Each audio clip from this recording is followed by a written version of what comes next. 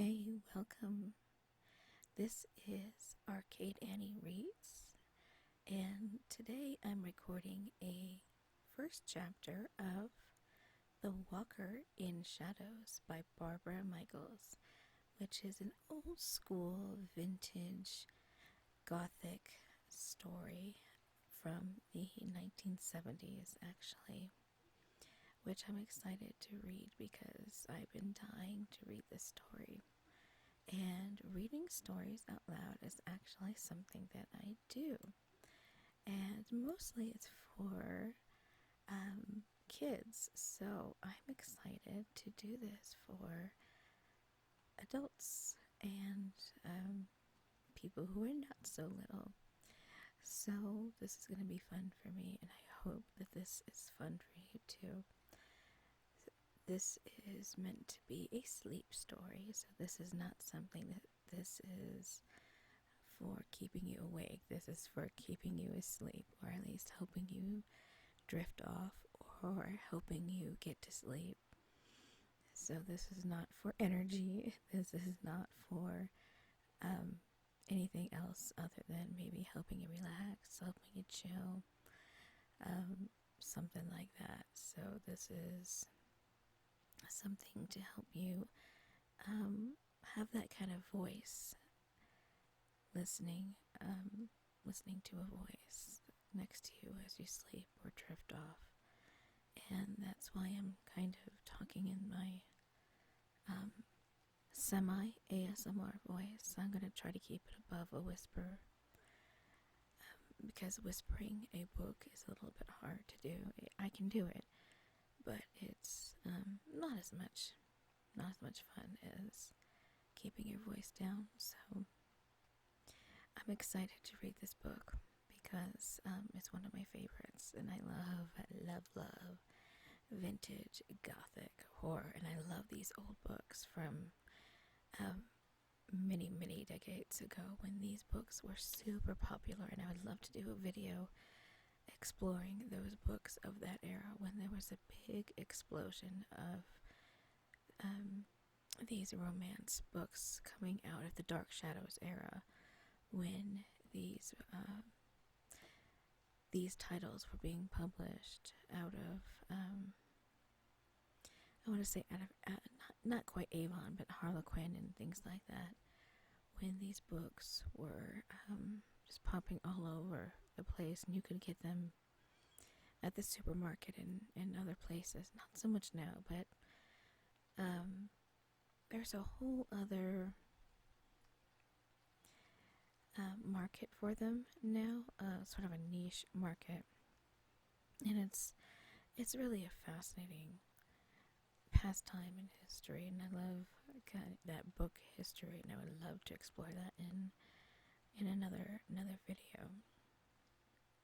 So to give you an idea of what this book is about, I'm going to read a little bit of the background history, so you have a chance to see or listen, I should say, rather than see, if this is something that would help you at least be interested enough to fall asleep to, if that makes sense. So here's a summary. Pat Robbins fell in love at first sight. She had been widowed for over a year, and it was time for her to fall in love. Unfortunately, she lost her heart to a house, not a man. But lose it she did. And even if she had known that moving to the house would lead inexorably to the dreadful things that happened, she would have had to go there, because she was in love, and love is more powerful than reason, stronger than circumstance, and triumphant over death itself. The terror that awaited her did not show itself at once. It needed a catalyst before it could begin to grow and feed on itself. But then Satchery and Joseph Fredericks and his enchanting daughter Kathy moved into the twin house next door, and it was Pat's son Mark's turn to fall in love in spite of Herr Frederick's opposition, which triggered a matching fury in Pat. So we have some star-crossed lovers already in opposition to each other. With so much released passion, such overpowering emotion in the atmosphere, the stage was set for the materialization of horror that threatened Kathy and then spread its foul miasma. I love that line. Foul miasma. To engulf them all. There was a way to stop it if they could unearth the secrets of the twin houses, if they could win a desperate race against the relentless evil forces that surrounded them. But should they not succeed, they would die with unimaginable agony and malevolence in the ghostly grip of the Walker in Shadows. Come on, you gotta admit that's a pretty great dramatic opening, if I do say so myself. And I do. So, and this is something that I do, so I'm going to give you a little bit of a fair warning. Every once in a while, I might jump in with a teeny bit of commentary. I'll try not to do that too much. But I can't help myself. So I'm going to go ahead and begin it now. It's right around the 15-second marker. Now, what I like to do is I like to start to read, and I'm going to go ahead and try to do this as much in one shot as I possibly can. My first reading of this clocked in at about 45 minutes. I'm going to anticipate at least that long, if not possibly an hour. And I guess I will try not to say quite so much. I know that's a bad habit. I did it again. I'm going to go ahead and begin with chapter 1, page 1, chapter 1. And if I do need to mute, if my throat gets dry, I'll go ahead and mute and get a sip of water real quick. So if you hear a little bit of a break, that's going to be me taking a break, because reading for 45 minutes to an hour does make you a little bit thirsty. So I'm just trying to get those disclaimers out ahead of time. And alright, so here we go. Chapter 1. The house next door had been empty as long as Pat could remember. Old Hiram, the caretaker, did not really occupy it. He camped in it, buying his food at one or another of the quick food outlets and sleeping, so rumor reported, on a folding cot in one of the vast echoing bedrooms. No chest of drawers would have been necessary, since he appeared to own only 2 shirts, one checked, the other plain blue, and 2 pairs of pants. Presumably these were replaced periodically, since they never progressed beyond a certain stage of decrepitude. Hiram had been heard mumbling to himself as he walked the streets on those occasions when he emerged to dine on Big Macs and French fries. The soles of his shoes, inadequately secured by rubber bands, slapped the sidewalk as he proceeded. Sometimes he burst into a loud, shrill laugh, as if he had told himself a particularly witty joke.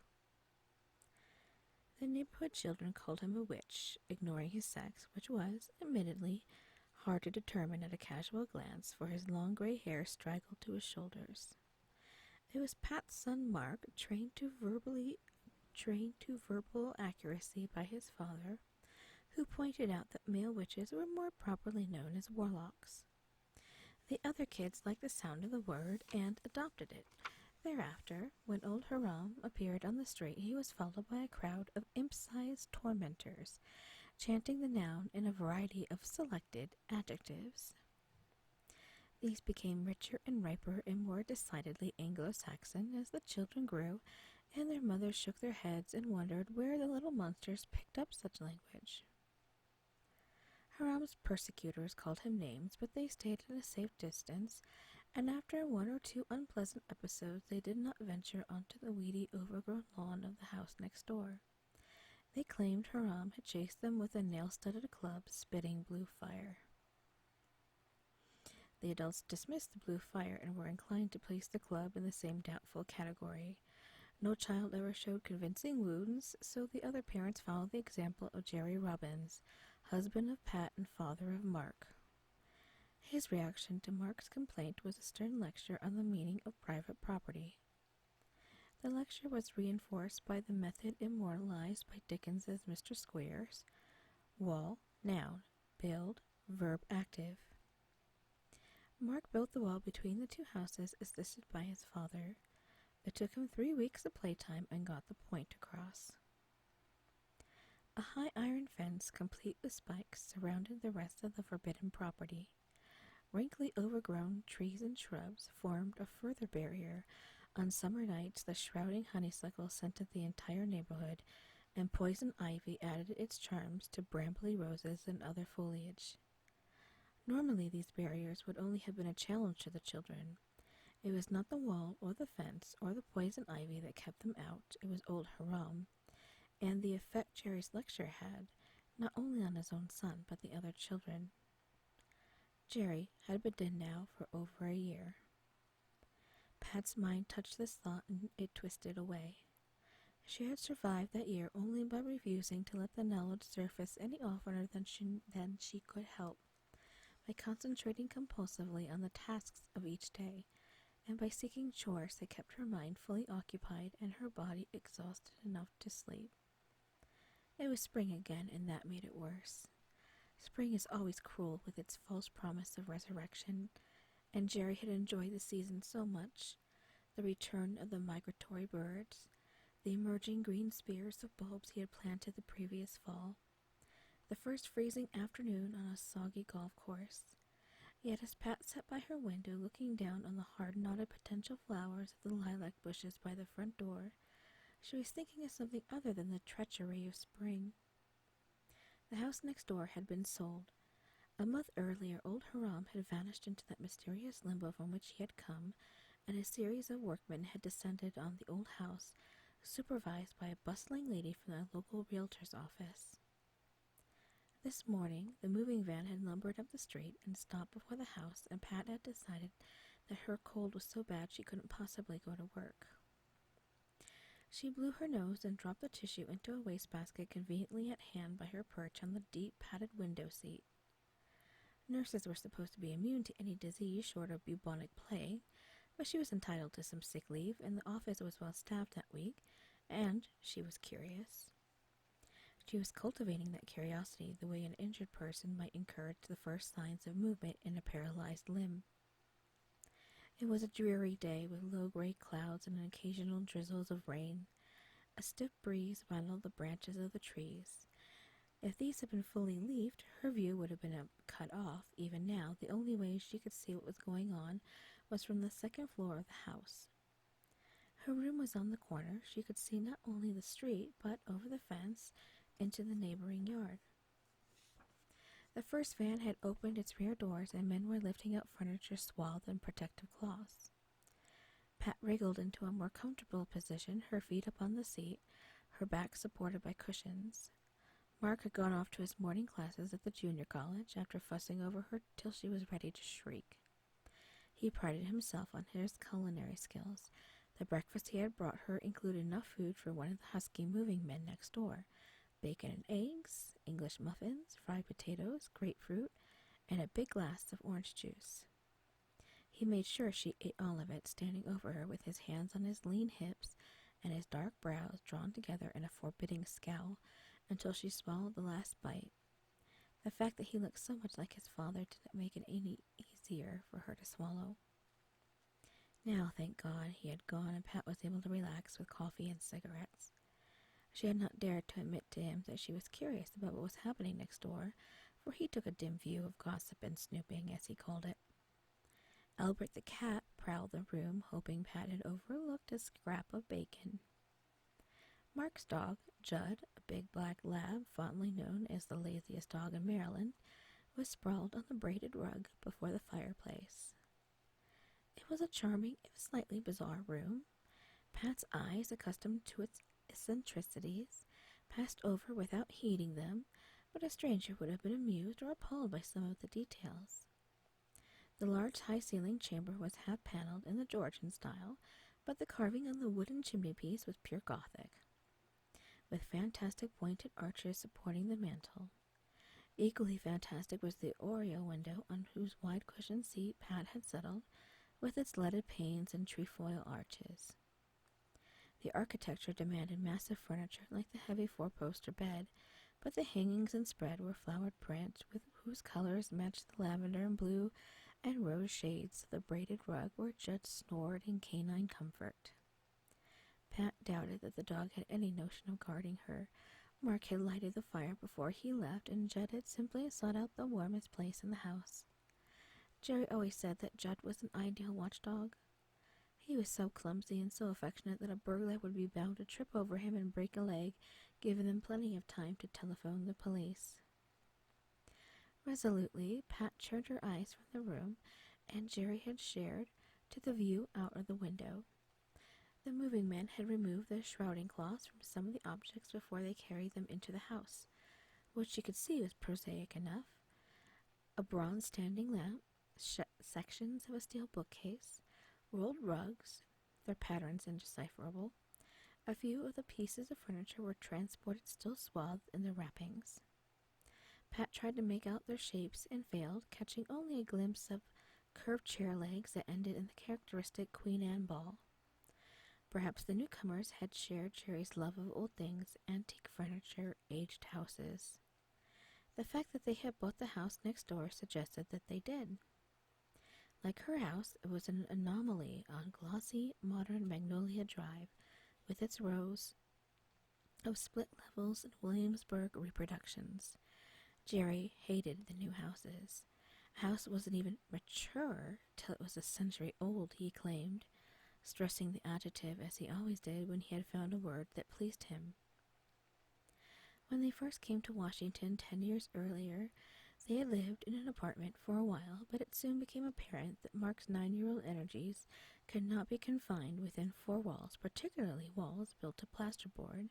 He thundered up and down the stairs, smuggled in all kinds of stray animals he encountered, bounced balls off passing neighbors, accidentally of course, and generally raised Cain. They decided to hunt for a house. The prices in the District of Columbia were appalling, so they investigated the neighboring counties of Maryland and Virginia. It wasn't until then that Pat realized her husband had a passion for old houses. He was a history buff, particularly interested in military history, and Pat had already tramped all the old battlegrounds within driving distance of Washington. She got a bad case of poison ivy at Bull Run, twisted her ankle at Gettysburg, and was stung by wasp at Yorktown, and after Jerry, trying to locate the site of Rochambeau's unit, and disturbed a nest. But she had not known that Jerry's interest in the past extended to architecture until they found the house near Poolesville. In those days, the Williamsburg reproductions and the split levels were still in the future, and the future Magnolia Drive was only a gravelled county road. As the real estate agent's car bounced along the rutted surface, Pat felt a stir of misgiving. "It's awfully isolated," she said, glancing uneasily at the empty fields on both sides of the road. "Aren't there any other houses?" "Not since the old Johnson's place burned down a couple of years back," Mr. Platt, the realtor, replied. He winced at the bottom of his sleek yellow Thunderbird, scraped a boulder. "But it's not that far from the highway, Miss Robbins, only about a mile. You folks said you wanted privacy." A mile or so from the highway the road divided. The right branch passed between tumbled piles of rock that had once been gate posts and plunged into a jungle of shrubbery. The left branch seemed to disappear entirely after a few yards. Pat paid this little heed, for above the trees to the right she caught a glimpse of something that left her open-mouthed with surprise. It appeared to be the top of a medieval stone tower. The house would have looked more at home on a Scottish mountain top or a wild Cornish moor. Someone had recently mowed the weedy lawn and trimmed the bushes back so that it was possible to reach the porch steps. Barely possible. The brick walk had been laid in an elegant herringbone pattern. Now many of the bricks were missing, and the others had been dislodged by tree roots and weathering. As they stumbled along, the boxwood pressed in on either side, yellowing with neglect and smelling abominable. At least it smelled bad to Pat. Jerry sniffed the cat litter box aroma as if it were incense. The closer they got to the house, the more incredible it appeared. There was a stone tower with battlements. There was also an oriel window on the second floor. An equally Gothic bay window on the first floor still retained some panes of stained glass. Across the front of this hybrid monstrosity stretched a typically American front porch, though the wooden posts that supported its roof were carved into medieval curlicues. Mr. Platt led them quickly across the creaking porch and into the house, hoping, no doubt, that the interior would be less remarkable than the outside of the place. In that he was mistaken. While Jerry exclaimed over the pointed Gothic door frames and carved wainscoting and marble fireplaces, Pat saw that the hideously stained tub in the old-fashioned bathroom and the antique appliances in the kitchen. Surprisingly, there were plenty of closets as well as a room-sized pantry next to the kitchen. I actually would love to live in this house. Lots of storage place, Mr. Platt said cheerily, opened one of the cabinets in the pantry, and slamming it hastily shut upon a pile of mouse droppings. Except for that, maybe. So far as Pat could see, the only other advantage the house boasted was that it was not so unmanageably large as she had expected from the pretentious exterior. A parlor, dining room, library, and kitchen on the first floor, 4 major bedrooms, plus served several odd little chambers tucked in here and there on the second.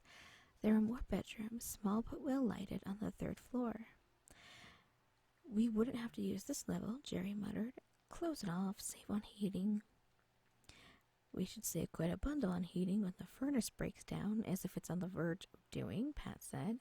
Radiators, I haven't seen those things since. Wonderful to sit out when you're coming out of the snow, Jerry said, a faraway look in his eyes, and to hang your wet coats on and things. Mr. Platt beamed approvingly at him. Few repairs here and there, not much, considering you can get the place cheap. Old Miss Bates' heirs are anxious to sell. Make 'em an offer.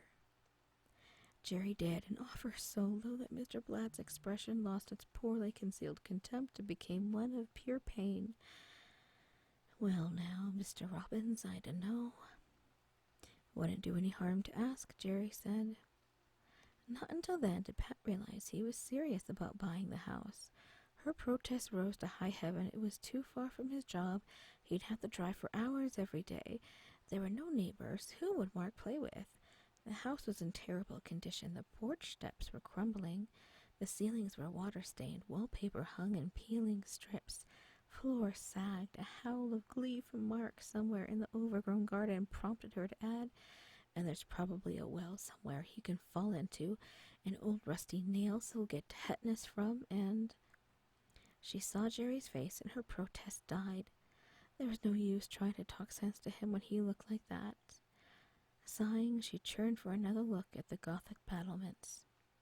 Her shoulder brushed Jerry's arm, and it was as if his emotions brushed off into her mind.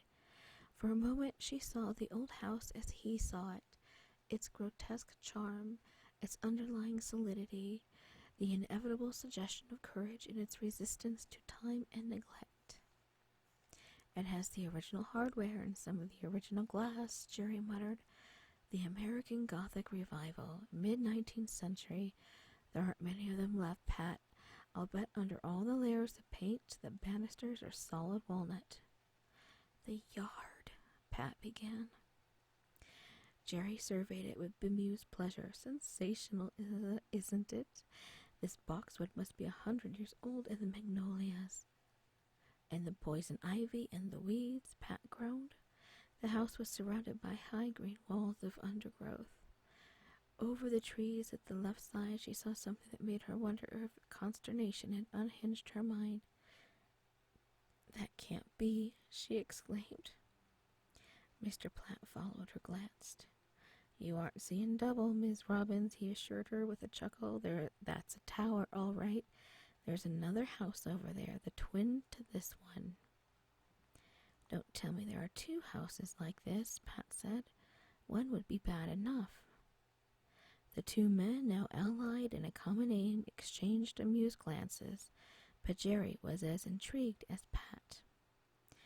Twin houses, Mr. Platt. I've heard of such things, but only in fiction. Well, this is fact.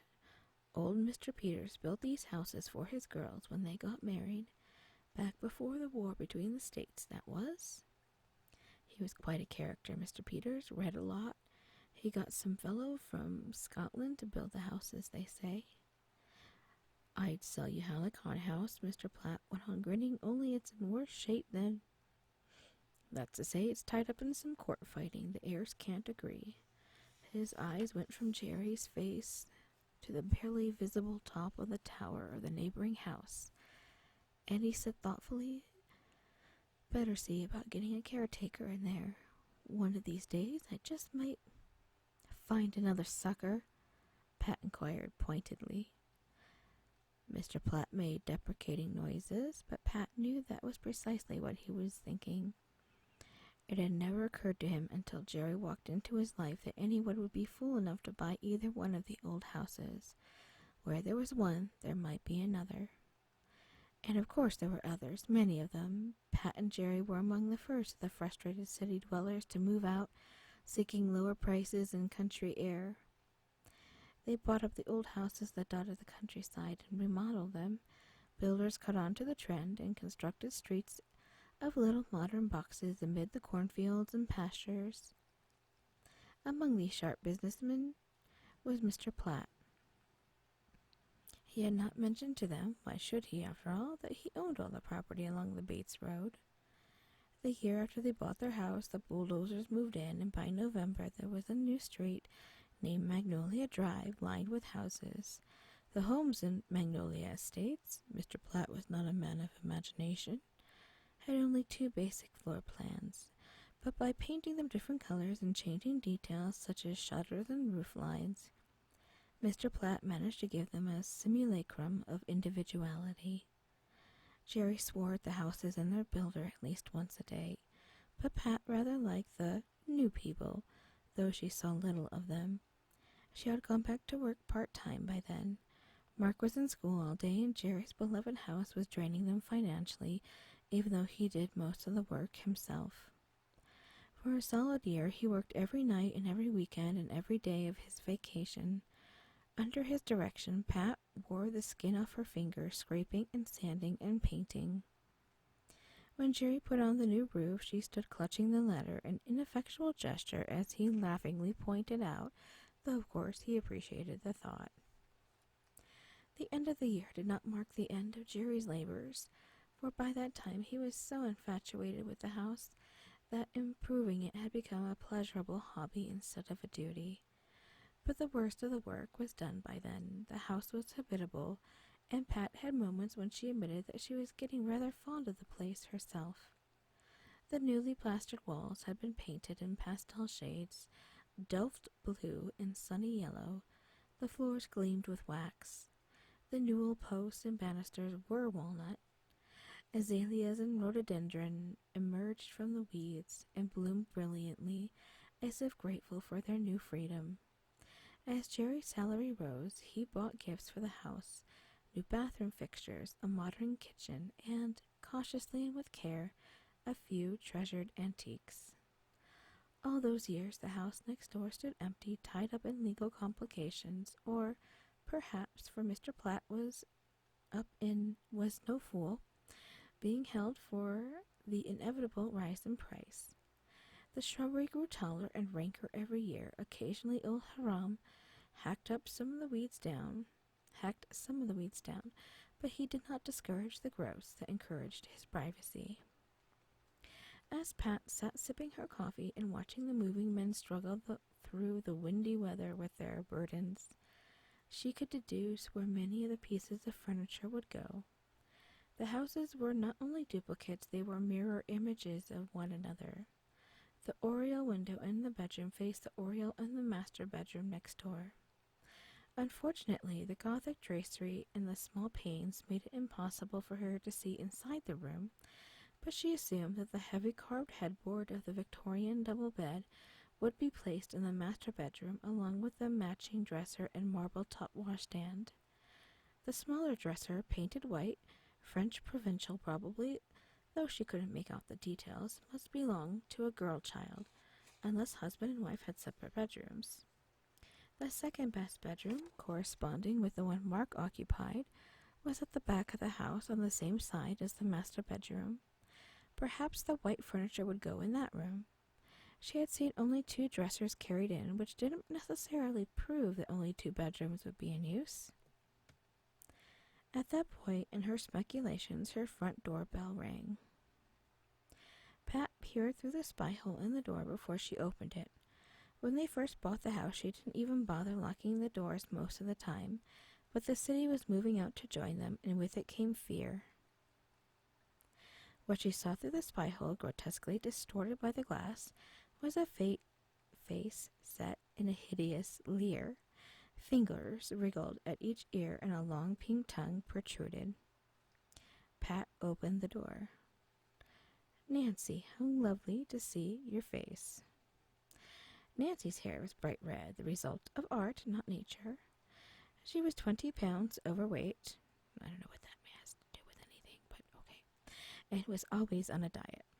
That morning she was wearing a padded jacket belonging to one of her large sons. It did nothing for her figure. Yes, remember that this was written about 40 years ago, and that kind of thing was important. But we're going to go on. "Have you seen any of the new neighbors yet?" she asked, shedding the jacket. "What kind of furniture did they have? I didn't realize you were home. Why didn't you call me if I hadn't seen your cart when I happened to take a walk?" On a day like this, Pat grinned at her neighbor, whose dislike of healthy exercise was as notorious as her constant dieting. Nancy grinned back. She had very large white teeth, and any other woman the dental display might have been alarming, suggestive of werewolves. Okay. Combined with Nancy's snub nose and plump cheeks, the teeth were rather enduring. "Damn you, you're always catching me in my little lies. All right, I came back because I was dying of curiosity. I planned to break a shoelace or something outside their gate, but this is better. Don't tell me you weren't looking." "Of course I was. Let me warm up the coffee and then we'll go back to my room. I've got a beautiful view from the corner window." Such Snoop sisters these people are. Perched on a kitchen stool, Nancy continued to chatter while Pat heated the coffee and toasted English muffins. She was Pat's closest friend on the street, as its inhabitants called it. She was also the neighborhood gossip and proud of the title. When you wondered why the police cars had been parked outside number 146 last night, you called Nancy. She always knew, just as she was first to know that the Andersons had finally split up and that the funny-looking white dog had knocked over your garbage belonged to the Dunlaps in Azalea Court. But she had a heart as big as her curiosity. Hurt children and weeping wives carried their problems to her, and every stray dog and cat in the area arrived at her back door as if the Humane Society had drawn them a map. Pat poured coffee and offered cream and sugar. Nancy took both and helped herself lavishly to raspberry jam, heaping it on the toasted muffins. A raspberry patch had been one of the amenities to emerge from the weeds when Jerry started his yard work. Pat made jam every summer, and pies too. Jerry loved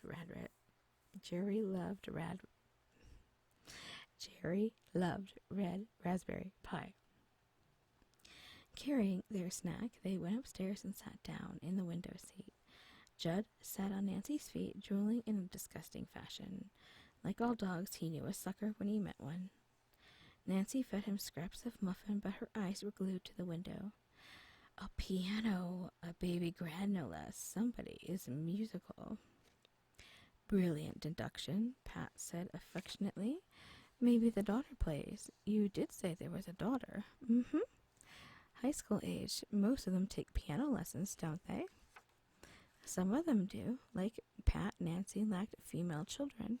She had 4 boys, ranging in age from 10 to 18. Nancy pretended to know nothing of the habits of young girls, although her home often overflowed with them. Her boys were handsome and popular, and, as Nancy often complained, young girls these days had no modesty at all, the way they chased the boys. Maybe Fredericks plays himself, she went on, indistinctly, though through a mouthful of muffin and jam. No reason why a lawyer shouldn't play the piano, I guess. A baby grand seems a little lavish for a teenager unless she's a juvenile Myra Hess. Maybe it belongs to Mrs. Fredericks, Pat suggested, knowing that this game of endless, fruitless speculation was one of Nancy's favorite activities. Pat rather enjoyed it herself. Had not Jane Austen written great novels about the minutiae of neighborhood life? She did indeed. My dear, didn't I tell you? Having finished her muffin, Nancy gave Pat her full attention. Her black eyes widened. There is no Mrs. Fredericks. Or if there is, she's sick or in Europe or something. I've seen him, Fredericks, several times. When the painters were here last month, I tell you, sweetie, if I weren't happily married to my darling fat little bald husband, I'd set my cap for Mr. F. He's rather gorgeous, tall and muscular and long-legged, and he's got hair. Okay, it's beginning to turn gray, but it's so nice and thick.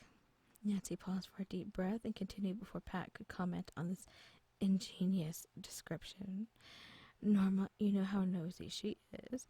Norma introduced herself to him one time. Imagine her nerve. He told her his daughter was in school.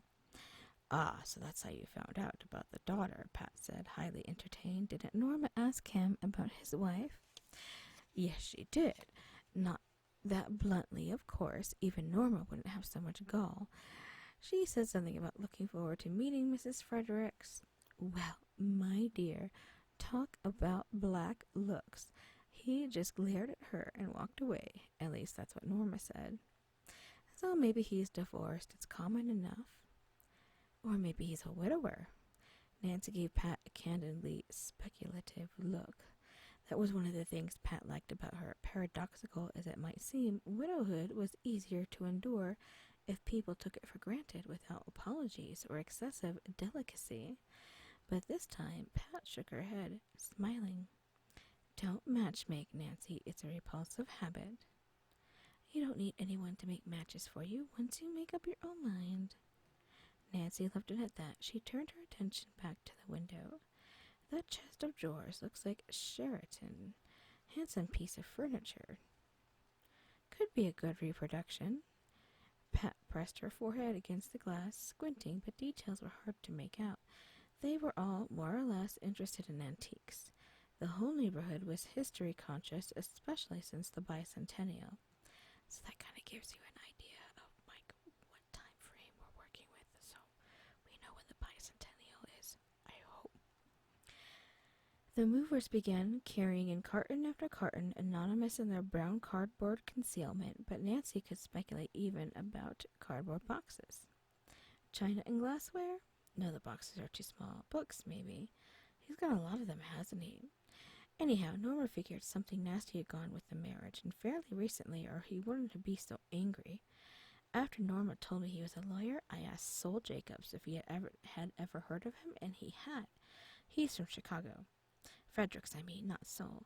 He's got his own practice there, Sol said. Quite a good one. Now he's come to work for the Justice Department. A political appointment? I guess so. Nancy dismissed this with a shrug of her plump shoulders. Her husband was a contractor, and she shared the non-political's mild contempt for those who ate from the government trough, as she put it. He must have money, don't you think? I mean, a grand piano, and that house wasn't cheap. And look at that. It was a massive sideboard, black with age and covered with ornate carvings, so heavy that the whole crew had to lend a hand to transport it. Jacobean, Pat guessed, her nose flat against the glass. If that's genuine, it's a magnificent piece of furniture. Carved chairs and a trestle table followed the sideboard. The two women were so engrossed they failed to hear Judd's whine of welcome or the footsteps ascending the stairs. Mark had been tiptoeing, purposely. Aha, he shouted in the bass tones of a villain in a melodrama. Caught you. Both women jumped. Nancy banged her head on the paneling and swore. Damn you, Mark, what's the idea of you sneaking up on us like that? You scared me out of a year's growth. You ought to be ashamed of yourselves, Mark said. The Snoop sisters. Haven't you anything better to do with your time? He flung himself into the shade lounge and swung his leg over the end. "Take your feet off the couch," Pat said automatically. Mark frowned at her, but obeyed. When his black brows drew together, he looked unnervingly like his father, which was odd, because all his features were his mother's, from his curly brown hair and pointed nose to his full-lipped mouth. Only recently had Pat realized that she had let him get away with too much this past year because it was easier for her to cope with Mark's smile than with Jerry's frown on Mark's face. "It's almost noon," he went on. "Here's the starving student back from class, no lunch ready, not even a piece of bread defrosting. And here's his doting mum with her nose glued to the window, spying on the next-door neighbors. Hell of a note. You cook your own lunch now, most days, anyway." Hello, we have a college student who can't cook his own lunch. Give me a break. Anyway, Nancy said unsympathetically, "And when your poor mother is homesick in bed." Mark let out a wordless hoot of derision. "She's a Mellinger," he said, dwelling pleasurably on the syllables. "She conned me into getting her a magnificent gourmet breakfast, and now look at her, blooming with health. It was a trick, wasn't it, just so you could stay home and snoop on the new neighbors? I mean, women are really—" Oh, I would just love for him to finish that sentence. "Spare me the analysis," Nancy interrupted. "I get enough of that juvenile impertinence at home. Isn't there something you should be doing, Mark? Homework or baseball practice or—" Mark rose to his full height, which was considerably over 6 feet. "I see through your machinations, Mrs. Groft," he said crushingly. "You know full well that basketball is my game, not baseball. You ought to know, since your own son is on the team. But I can take a hint. I do not need to have a brick wall fall on me. As a matter of fact, I have many worthwhile things to do. I am meeting a friend for a spot of lunch." So why did he come home for lunch? I don't know. "Are you sure, dearest mother, that I cannot do anything for your hypochondria before I leave?" He was kind of a butthead, in my opinion. "No," Pat said. Yes, I'm sure. Don't be late for dinner." "When am I ever late?" Mark ambled out before she had time to deliver the crushing reply his question deserved. Judd trailed hopefully after him. Sometimes Mark took him for rides. He liked going in the car with Mark. They went nice and fast, with loud music playing and the windows down so that the wind blew delightfully through his ears. But this time Mark abandoned him. The women upstairs heard the door slam and a mournful howl from Judd. Then they saw Mark saunter down the walk. And this is where things get interesting. Sort of. Young love. He had parked his car, a cherished antique Studebaker, lucky boy, on the street instead of going to the bother of opening the gate. The whole lot, something over 2 acres, was fenced. It had cost a small fortune, but Jerry had insisted on doing it when they bought the dog. The county leash law was seldom observed in that semi-rural area, but Jerry had strong views on letting animals run loose to annoy neighbors and endanger themselves on the highway. The boxwood hedge along the front fence had been trimmed in the fall and had not yet gained its spring growth.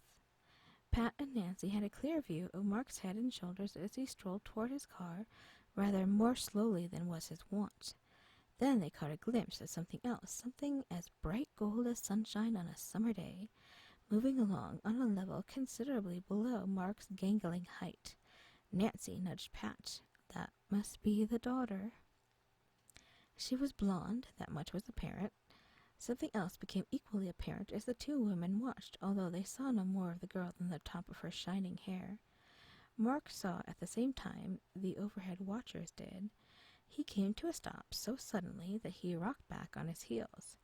The shining fair head stopped too, facing Mark. It was on a level with his shoulders. Mark turned slightly and leaned against the fence, folding his arms in what he probably hoped was a pose of sophisticated nonchalance. Tilting his head attentively, he seemed to listen as the invisible girl spoke. Then he burst into laughter, his shoulders shaking, his mouth opening wide. "It's as good as an old Laurel and Hardy silent film," said Nancy, enthralled. "Pretty soon another suitor will come along with the custard pie."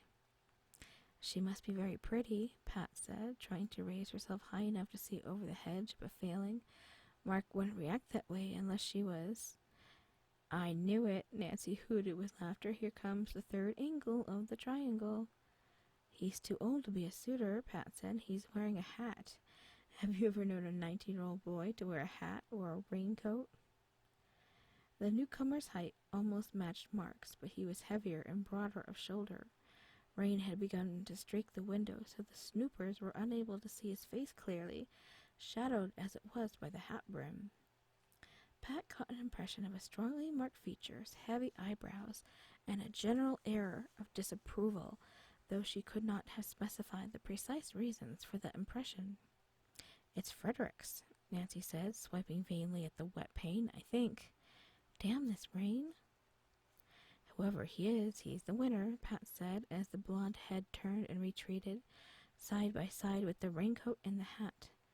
Mark stood staring after them, oblivious of the rain that was falling more heavily, streaking his face and flattening his hair. He hasn't got an umbrella, Pat said, swinging her feet down to the floor. Nancy caught her arm. Does he own an umbrella?